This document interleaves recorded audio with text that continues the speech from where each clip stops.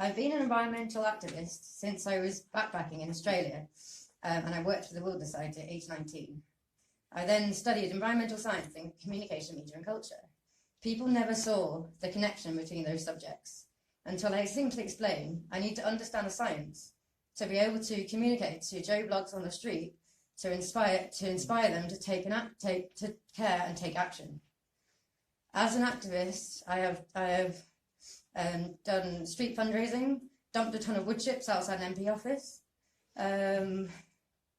wore a variety of costumes, and gone on many climate camps, including Kingsnorth Coal Power Station, where I was arrested in a dinghy when I was heading towards the coal power station to shut it down for the day in my dinghy with three other friends, and a police boat came to take us off the water.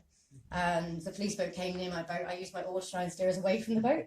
And then the next minute, I got told by the police officer to stop, arrest that girl, and I got accused of hitting the police officer with the oar. I really wish I had hit him. I really wish I had actually hit him with the hell I went through. 12 hours in a cell and a year of grueling court process. In the end, I was framed and had to plead guilty to a lesser charge. I've trained and inspired hundreds of university students through workshops, events, and training with People and Planet. I've been to many marches and protests around the world. I learned to make and teach people how to build their own solar panels, bike trailers, and a variety of upcycling workshops. I've cycled from Toulouse to Barcelona, and I have never flown in Europe as an adult. I lived in an eco-land occupation for 2 years, which was an anarchist, non-hierarchical, and anti-capitalist community, which was self-sufficient in renewable energy and aspired to be self-sufficient in food and other resources. I have not been active over the past 4 years due to trauma and developing bipolar. I wanted to get involved with Extinction Rebellion recently, but I didn't know how or where to go. I am not arrestable at the moment, unless it's for something I actually choose to do to raise awareness of climate change, or I know it will lead to change. I'm really glad that David Attenborough's documentary came out the same week that the Extinction Rebellion protest and Greta visiting the UK. David Attenborough is my hero, but I was disappointed that his main message at the end of the documentary was personal change rather than system change. In the words of Greta, if solutions within the system are so impossible to find, then we should change the system itself. However, I've gone too far. However, I recently watched David Attenborough launch his new series, Our Planet, on Netflix, aiming to reach 1 billion people. And in his words, few people will protect the natural world if they don't first love and understand it. I recently went to a choir concert themed around climate change. It moved me and made me want to be active again and be an active part of the solution, either through local groups, charities, NGOs, or Extinction Rebellion. It was so frustrating watching climate scientist James Hansen in the 80s informing leaders about climate change and how little has changed since then.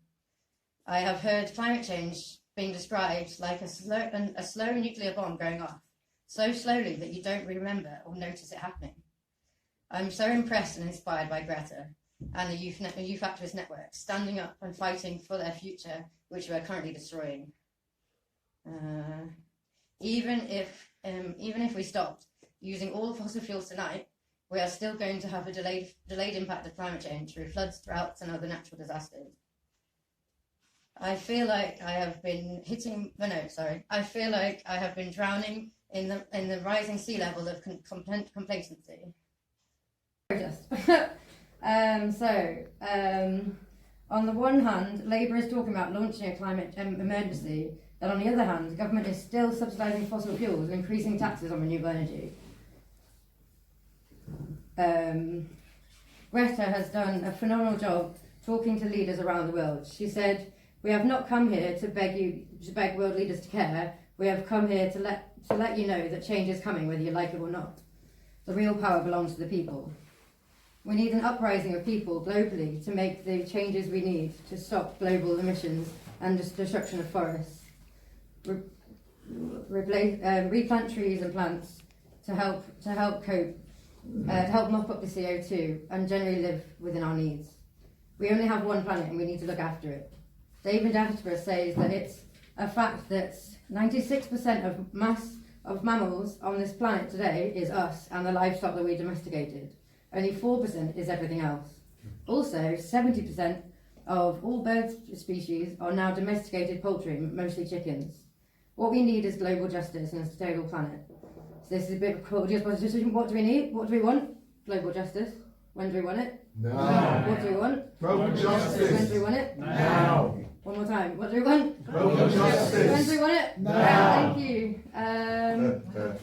Very good. People need to stop being complacent and challenge your local MPs and national governments to stop being climate criminals and take action now. We need to be a thorn in the side of the governments, do direct action and civil disobedience to disrupt business as usual until they listen and act to save our planet. I feel like I'm drowning. Oh no, that's it. Sorry. Finished.